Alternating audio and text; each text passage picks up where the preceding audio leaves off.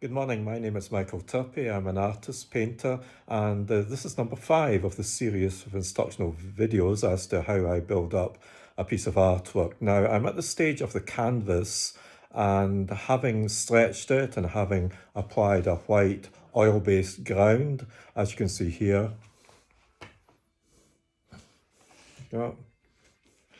I wish to tone the canvas, is to take away the white ground. Now, the ground, of course, would be applied about a month ago and left to dry, so it's fully dry and then ready to take a toning. So I'm just going to go through the process of doing this. Now, I'll show you what sort of materials I used to do this.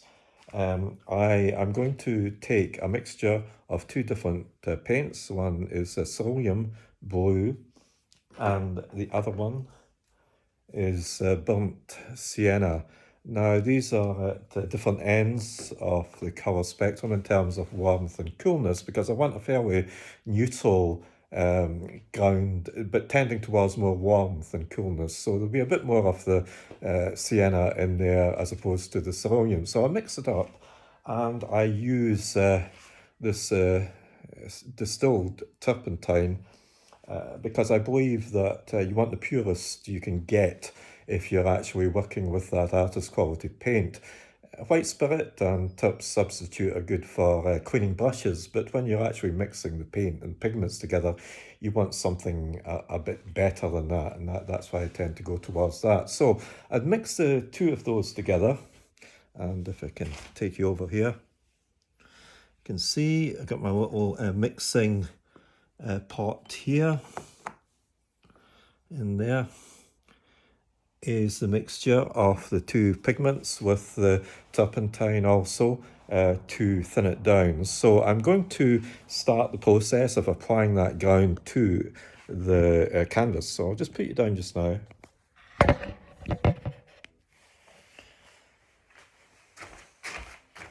Let's go around here. I'm going to use a paintbrush initially here to get that pigment out of the pot. I'm going to start applying it to the canvas here. Initially it appears very, very dark and a bit too dark. So before it starts to dry in, I want to alter that and also get rid of the brush strokes a bit. So what I'll do is I'll take a rag and I'll start to kind of wipe away at the pigment, which tends to lighten it and takes away from the brush strokes as well, because you don't really want to have early brush strokes interfering with the development of the painting. So I go on from there. You see I'm starting there. Okay, I'll put another coating of the really dark on here, making sure you work fairly quickly, but make sure that you have got a well ventilated room, especially if you're using the pure turpentine. And I've got the window open quite widely here because it can go to your head sometimes. Keep working at this, and also make sure that you've got a good covering on the floor, because you don't want any of this stuff to get onto your carpet. So I've got a nice IKEA blue covering the carpet here. So work away at that.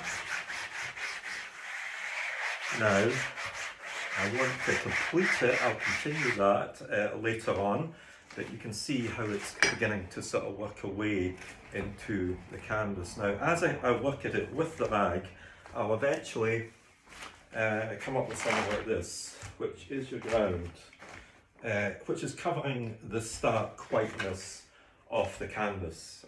And you note also that these canvases I've got here are square canvases, because I like to have not the norm in terms of rectangles, or if I'm using rectangles I like to have very vertical, very pulled out rectangles, and then I go from that into squares, which is not a conventional format often. Now the stage after that would be to square up the canvas. Now this is a much more vibrant ground, and here I have, with the oil paint, similar colour to what I was using there, I've carefully squared up the canvas with the same number of squares that I would have on the actual pastel sketch, which is the enlargement of the pencil sketch, which I showed you earlier on. If you can pull them in a bit closer, I don't know if you can actually see, but there are squares in there. I can probably see them a bit better, but the squares are in there to help me duplicate the image as much as I can.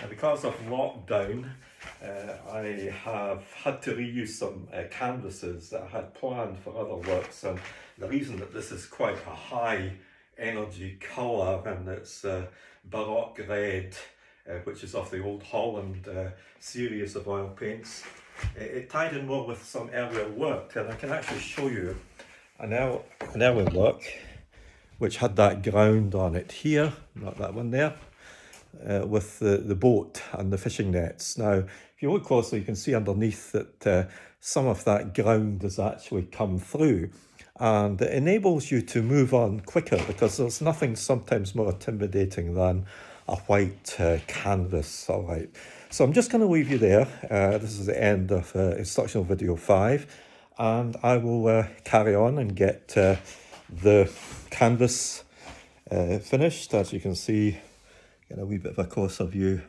of how I'm getting on with that. So looking forward to getting that ground applied, and I'll lay it aside for a few days in a well-ventilated room before I actually start working on it.